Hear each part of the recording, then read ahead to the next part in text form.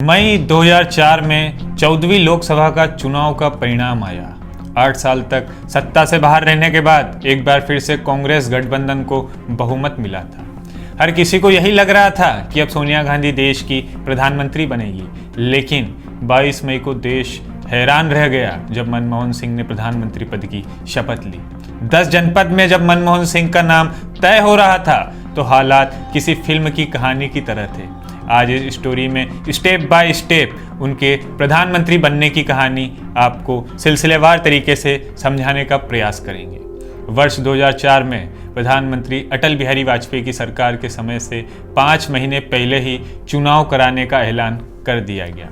वजह थी 4 राज्यों में हुए विधानसभा चुनाव में भाजपा का बेहतर प्रदर्शन।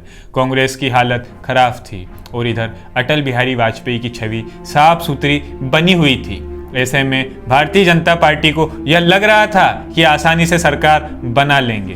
भाजपा ने इंडिया शाइनिंग और फील गुड का नारा दिया था। इसके बाद 20 अप्रैल से 10 मई 2000 के बीच 4 चरणों में चुनाव हुए। 13 मई को जब परिणाम आया तो अटल बिहारी वाजपेयी के नेतृत्व वाली एनडीए के पास बहुमत नहीं रहा। यहां से मनमोहन सिंह को प्रधानमंत्री बनाने की कहानी की शुरुआत होती है। नमस्कार, मेरा नाम है नीरज पंचोली, आप देख रहे हैं नजर टुडे। आज इतिहास के कुछ झरोखे में आपको ले चलते हैं। आज वही तारीख है जब देश एक तरह से हतप्रभ रहकर उसने एक सरदार को प्रधानमंत्री की कुर्सी पर प्रधान सेवक बनते हुए देखा था।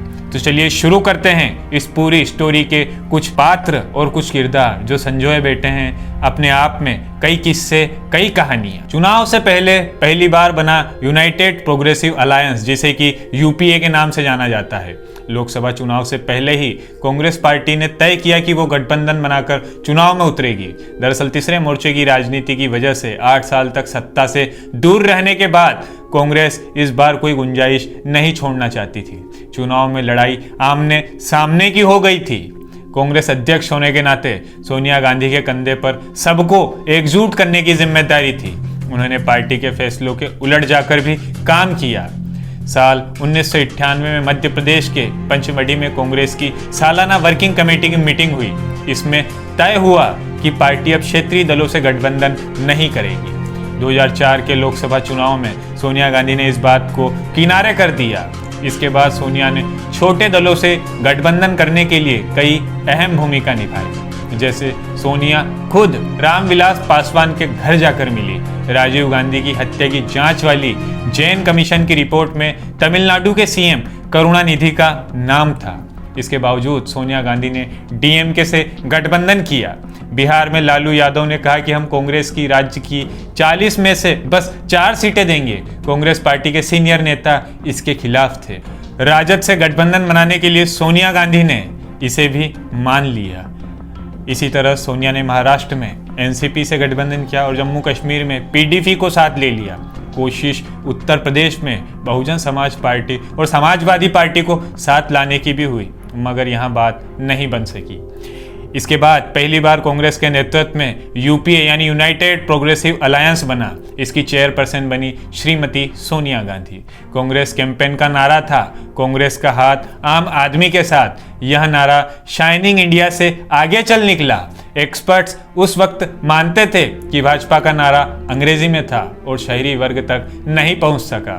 चुनाव के दौरान कांग्रेस के खिलाफ बीजेपी का नेशनल डेमोक्रेटिक फ्रंट जब कांग्रेस पार्टी यूपीए के जरिए गठबंधन करके चुनावी मैदान में उतरने का फैसला कर रही थी, तो इधर भारतीय जनता पार्टी पहले से ही छोटे दलों से गठबंधन कर चुकी थी और उनके फ्रंट का नाम था नेशनल डेमोक्रेटिक अलायंस, जिसे एनडीए के नाम से जाना जाता है। तमाम सर्वे और आकलन एनडीए को चुनाव में जिता रहे थे। दरअसल अटल बिहारी की सरकार में भारत का विदेशी मुद्रा भंडार 100 बिलियन अमेरिकी डॉलर हो गया था। सरकारी सेक्टर में काफी सारे लोगों को नौकरियां मिली थी। भारतीय जनता पार्टी सोनिया गांधी की विदेशी मूल होने का भी मुद्दा लगातार उठाते रहे थे। इन सब के बीच भाजपा ने अपने आप को हिंदुत्व वाली नीतियों से थोड़ा दूर कर लिया और फील गुड फैक्टर पर सवार होकर आगे बढ़ने का निर्णय किया। चुनाव आयोग ने 20 अप्रैल 2004 से 4 चरण में चुनाव कराने का ऐलान किया।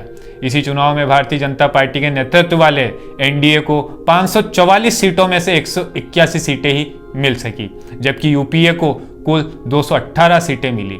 चुनाव के बाद विदेशी मुल्क का मुद्दा और राहुल गांधी की मनाही, ये भी एक महत्वपूर्ण कदम है सोनिया गांधी के प्रधानमंत्री नहीं बनने का। सोनिया गांधी के प्रधानमंत्री बनने की अटकलें लगातार तेज होने लगी। हालांकि सोनिया गांधी ने खुद को चुनाव के दौरान प्रधानमंत्री उम्मीदवार के रूप में पेश नहीं किया था, मगर गठबंधन में स्थिति मजबूत और साफ रहे, इसके लिए कांग्रेस ने पहले ही कहा था कि यूपीए की सरकार बनती है तो उसका नेतृत्व कांग्रेस पार्टी करेगी। सोनिया गांधी कांग्रेस संसदीय दल यानी कि सीपीपी की नेता थी। इसके बावजूद वो सरकार बनाने के दावे के साथ राष्ट्रपति कलाम से नहीं मिली। उधर कांग्रेस को बहुत मिलते ही चौराहों पर चर्चा होने लगी कि सोनिया गांधी अब देश की प्रधानमंत्री बनेगी। इसी बीच भाजपा ने सोनिया के विदेशी मूल के होने का जिन्न एक बार फिर से बाहर निकाल लिया। सुषमा स्वराज ने कहा, अगर मैं संसद में जाकर बैठती हूं तो हर हालत में मुझे सोनिया गांधी को माननीय प्रधानमंत्री जी कहकर संबोधित करना होगा, जो मुझे गवारा नहीं है। मेरा राष्ट्रीय स्वाभिमान मुझे झकझोरता है। मुझे इस राष्ट्रीय शर्म में भागीदार नहीं बनना। अब देश भर में सवाल था कि आगे क्या होगा। अब अगले प्रधानमंत्री के लिए 5 दिनों तक हुई बैठक में क्या क्या हुआ, ये भी स्टेप बाय स्टेप समझते चलते हैं। 13 मई को चुनाव का रिजल्ट घोषित हुआ और कांग्रेस वर्किंग कमेटी की बैठक हुई, जहां सोनिया गांधी की लीडरशिप और भूमिका के लिए तालियां बजी, खुशी जाहिर की गई, मगर नेतृत्व के मुद्दे पर चुप्पी साधी रही। थोड़ी देर बाद बैठक आगे बढ़ी तो सोनिया गांधी ने खुद ही यह कहकर सबको चुप करा दिया कि प्रधानमंत्री पद का मुद्दा पार्टी के सांसद और सहयोगी दल के नेताओं के साथ मिलकर सुलझाया जाना बेहतर होगा। रिपोर्ट्स उस समय के बताते हैं कि इस बैठक के बाद सोनिया गांधी ने अपने बच्चों के साथ चर्चा की और राहुल गांधी ने उन्हें प्रधानमंत्री बनने से एक टुक मना कर दिया। नटवर सिंह ने इस बात का जिक्र अपनी किताब one life is not enough में किया है। इसके बाद सोनिया ने तय किया कि वह 14 मई को होने वाली सीपीपी की बैठक में प्रधानमंत्री न बनने के अपने फैसले को सार्वजनिक करेगी, मगर बैठक की तारीख 15 मई तय हुई। गठबंधन के नेताओं ने घर घर जाकर सोनिया गांधी मिलती रही, मगर भनक नहीं लगने दी किसी को भी।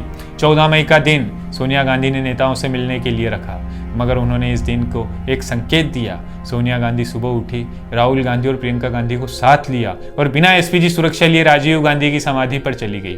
इसके बाद वो अपने सबसे पहले शरद पवार से मिली और उनका समर्थन तय किया। उन्होंने पवार के सामने नेतृत्व का मुद्दा नहीं उठाया और ना ही अगली सरकार के स्ट्रक्चर, मतलब एक तरह से कहे प्रारूप पर भी कोई चर्चा की। कहा जाता है कि पवार ऐसे पहले नेता थे जिन्हें उनकी मंशा पर शक हुआ, लेकिन उन्होंने ऐसा नहीं दिखाया। इसके बाद वो लालू यादव, रामविलास पासवान, फॉरवर्ड ब्लॉक के नेता देवव्रत विश्वास और सीताराम येचुरी से मिली। सभी ने सोनिया को समर्थन देने का वादा किया और माना कि देश की भावी प्रधानमंत्री से बात कर रहे हैं। सोनिया गांधी ने इन लोगों से भी पीएम पद का कोई जिक्र नहीं किया। सबको डिनर पर बुलाकर समर्थन पक्का किया, मगर प्रधानमंत्री पद पर कोई भी चर्चा नहीं हुई। ये भी एक दिलचस्प किस्सा है। 15 मई को कांग्रेस ने सोनिया गांधी को सीपीपी यानी कांग्रेस संसदीय दल का नेता चुन लिया। सोनिया ने यहाँ भी अपने भाषण में नई भूमिका को स्वीकार नहीं किया। उन्होंने औपचारिक रूप से सरकार बनाने का दावा पेश करने के लिए राष्ट्रपति के पास जाने से भी इनकार कर दिया। आधिकारिक कारण यह बताया गया कि कम्युनिस्ट पार्टी ने अभी एक अपने समर्थन पत्र नहीं दिया है। कांग्रेस नेताओं को लगता रहा कि वो इमोशनल दबाव बनाकर सोनिया को राजी कर लेंगे। खैर, सोनिया गांधी ने नवनिर्वाचित सांसदों को डिनर पर बुलाया। यहाँ समाजवादी पार्टी के महासचिव अमर सिंह, सीपीआई-एम के नेता हरकिशन सिंह सुरजीत के साथ बिन बुलाए आए और कांग्रेस के नेतृत्व वाली सरकार को समर्थन देने का उस डिनर पार्टी में वादा किया। 7 कांग्रेसियों के सामने क्लोज मीटिंग में तय हुआ मनमोहन सिंह का नाम। ये भी बहुत चर्चित और एक तरह से कहे तो अनगढ़ किस्सा है, इसको भी बताते चलते हैं। तारीख थी 16 मई। सोनिया गांधी ने सीनियर और अपने विश्वस्त कांग्रेसियों की एक क्लोज मीटिंग बुलाई। उसमें नटवर सिंह भी थे। अपनी किताब में इस मीटिंग का जिक्र करते हुए नटवर सिंह लिखते हैं कि इस मीटिंग में मनमोहन सिंह, प्रणब मुखर्जी, अर्जुन सिंह, शिवराज पाटिल, गुलाम नबी आज़ाद, एमएल फोतेदार यानी कि माखनलाल फोतेदार मौजूद थे। मनमोहन सिंह को छोड़कर और किसी को नहीं मालूम था कि यह मीटिंग क्यों बुलाई गई है। यहाँ सोनिया गांधी ने कहा कि उन्होंने मनमोहन सिंह को प्रधानमंत्री बनने को कहा है। मनमोहन सिंह ने तुरंत कहा, मैडम मेरे पास बहुमत नहीं है। नटवर सिंह इसी वाक्य को दोहराते हुए आगे लिखते हैं, जब थोड़ी देर तक कोई कुछ नहीं बोला तो मैंने मनमोहन सिंह से कहा कि जिसके पास बहुमत है वो उसे आपको सौंप रहा है, तो फिर आपको डर किस बात का है। यह बात कांग्रेसियों को ही नागवार गुजरने लगी। आखिरकार मनमोहन सिंह सिर्फ 14 साल से पार्टी में थे, जबकि अर्जुन सिंह जैसे दिग्गज नेता 50 सालों से पार्टी में थे। इसके इतर सामान्य कांग्रेसी को भी गांधी से मतलब था। सोनिया गांधी ने उनसे कहा कि वो जाकर सहयोगी दलों को इस फैसले के बारे में बताए। नटवर सिंह ने लिखा, मुझसे वीपी सिंह, लालू प्रसाद यादव और रामविलास पासवान से मिलने को कहा गया। लालू ने मुझे बिहार के अंदाज में फटकारा और कहा कि हमारी राय इसमें क्यों नहीं ली गई, हमें यह सूचना टीवी से क्यों मिल रही है। रामविलास ने यही बात थोड़ा कम तल्ख लहजे में कही।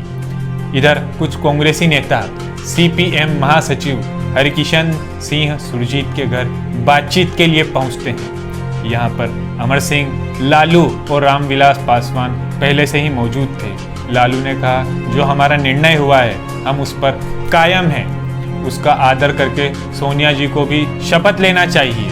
दूसरी ओर रामविलास पासवान ने कहा कि यह हमारा सामूहिक प्रयास रहेगा कि सोनिया गांधी ही देश की प्रधानमंत्री बने। अगर वो ये बात नहीं मानती है तो फिर सब लोग मिलकर इस बिंदु पर सोचेंगे। सोनिया का फैसला सुनते ही नो नो चिल्लाने लगे कांग्रेसी। पूर्व सांसद ने दे दी आत्महत्या की धमकी। ये भी एक बड़ा रोचक किस्सा है। दिन था 18 मई। शुरू हुई असली कहानी। इस दिन संसदीय दल की बैठक बुलाई गई और तब तक सबको अंदाजा लग गया था कि सोनिया प्रधानमंत्री नहीं बनना चाहती है। यहाँ सोनिया ने कहा, मेरा लक्ष्य प्रधानमंत्री का पद मेरे सामने हमेशा स्पष्ट था। अगर कभी ऐसी स्थिति पैदा हुई जैसे आज, तो मैं अपनी आत्मा की आवाज के मुताबिक करूंगी। आज मेरी अंतरात्मा मुझसे कह रही है कि मैं विनम्रता के साथ ये पद स्वीकार करने से मना करूं।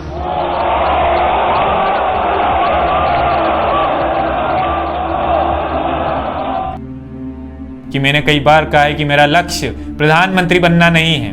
मैं हमेशा की तरह आज भी अपनी अंतरात्मा की आवाज सुनने के मुताबिक चलूंगी और मैं यह पद अस्वीकार कर रही हूं। इतने में कांग्रेसी सांसदों को मानो शौक लग गया। वह खड़े होकर नो नो चिल्लाने लगे। सोनिया ने अपनी बात पूरी की और कहा कि मुझे सत्ता का लालच कतई नहीं है। चुनाव में सांप्रदायिक ताकतों पर जीत ही हमारा पहला लक्ष्य है और वह हमने जनता के माध्यम से पूरा किया है। पार्टी इसके लिए हमेशा काम करती रहेगी। इसके बाद सार्वजनिक किया गया कि सोनिया नहीं तो और कौन। मीडिया में आकर ज्योति बसु ने कहा कि सोनिया गांधी के पीछे हटने का कारण उनके बच्चे हैं। वो नहीं चाहते हैं कि पिता की तरह मां को भी खोना पड़े। नटवर सिंह ने इसका जिक्र करते हुए अपनी किताब में बतौर ये लिखा है कि राहुल को डर था कि दादी और पिता की तरह मां की भी कहीं जान ना चली जाए। राहुल बात के पक्के हैं और उनकी बात को हल्के में बिल्कुल भी नहीं लिया जा सकता है। उन्होंने सोनिया को सोचने के लिए 24 घंटे का समय दिया और उस वक्त वह मनमोहन सिंह, सुमन दुबे, मैं और प्रियंका गांधी मौजूद थे। इसमें मैं का शब्द है नटवर सिंह। सोनिया के लिए इसे इग्नोर करना बिल्कुल भी संभव नहीं था। यह एक बड़ा कारण था कि सोनिया पीएम नहीं बनी। अपनी ओर से सोनिया गांधी ने खुद जाकर करुणानिधि, लालू और सुरजीत से मुलाकात की और मनमोहन सिंह के नाम पर सहमति ले ली। मनमोहन सिंह वफादार नेता थे, मगर सोनिया गांधी ने पीएम पद छोड़ते हुए भी संगठन और सीपीपी पर अपना नियंत्रण लगातार बरकरार रखा। कांग्रेस का संविधान बदलकर अध्यक्ष सोनिया गांधी को दी गई ज्यादा पावर। जी हाँ, लगातार यूपीए जब पावर में थी तब सोनिया गांधी को कांग्रेस का आंतरिक लोकतंत्र बदलकर सोनिया गांधी को ज्यादा पावर दी गई। और इसमें संशोधन के बाद पार्टी अध्यक्ष के पास यह अधिकार हो गया कि वह सरकार बनाने वाले नेता को बदल सकता है। इसका सीधा सा मतलब यह है कि सोनिया गांधी के पास यह अधिकार था कि वो जब चाहे सरकार के नेता को बदल सकती हैं। संसद के इतिहास में ऐसा पहली बार हुआ कि प्रधानमंत्री अपने ही सांसदों का मनोनीत नेता था, ना कि निर्वाचित। नेहरू के बाद पहली बार कांग्रेस का अध्यक्ष भारत के प्रधानमंत्री से अधिक शक्तिशाली था, और यह सिर्फ कहने को नहीं, ऐसा कई क्रियान्वयन भी हुआ। खैर, अफरा तफरी को विराम मिला और 22 मई 2004 को मनमोहन सिंह ने भारत के 13वें प्रधानमंत्री के रूप में शपथ ली। और यह घटनाक्रम सिर्फ भारत में ही नहीं बल्कि संयुक्त राष्ट्र संघ में भी इसे कुछ इस तरीके से प्रस्तुत किया गया, क्योंकि जब संयुक्त राष्ट्र संघ में इस बात का जिक्र हुआ, इस पूरी घटना का जिक्र हुआ, तो उसमें एक विदेशी सांसद ने खड़े होकर इस बात को कोट किया कि वास्तव में भारत में लोकतंत्र जीवित है, जहां एक मुस्लिम एक सरदार को प्रधानमंत्री पद की शपथ दिलाता है और प्रधानमंत्री पद छोड़ने वाली एक विदेशी महिला, जिसने अपने त्याग और बलिदान के लिए एक तरह से पूरे भारत और पूरे हिंदुस्तान को एक संदेश दिया कि आखिर राजनीति ही सब कुछ नहीं होती, दिल का भाव और प्रेम और सबसे बड़ी बात अपनी विचारधारा सबसे महत्वपूर्ण एवं बड़ी होती है। इसी तरह की तमाम रोचक जानकारियां, तमाम किस्से लेकर मैं नीरज पंचोली आता रहूंगा आपके बीच। इसी तरह की तमाम सूचनाएं देखने के लिए देखते रहिए नजर टुडे। वीडियो अच्छा लगे तो लाइक करें, शेयर करें, सब्सक्राइब करें हमारे चैनल को। इस हेतु अगर आपका कोई सुझाव हो तो बेझिझक कमेंट बॉक्स में आप सादर आमंत्रित हैं। शुक्रिया।